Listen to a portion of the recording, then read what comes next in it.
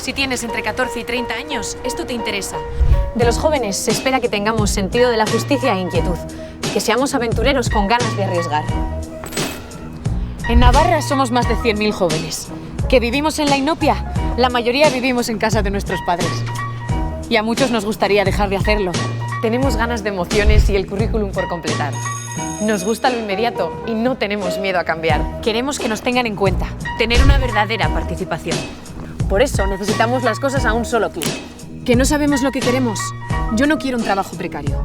Tampoco queremos ser los responsables del cambio climático. El planeta eres tú. Respetamos lo diferente, también lo ambiguo, porque expresarse es un arte y el arte también es un oficio. Llenamos festivales, pero también llenamos bibliotecas. Shh. Juventud es un servicio dirigido a ti. Estamos en las redes y en Llangos y Miranda, frente a la estación de autobuses. Desde aquí puedes resolver cualquier duda y llevar a cabo cualquier trámite.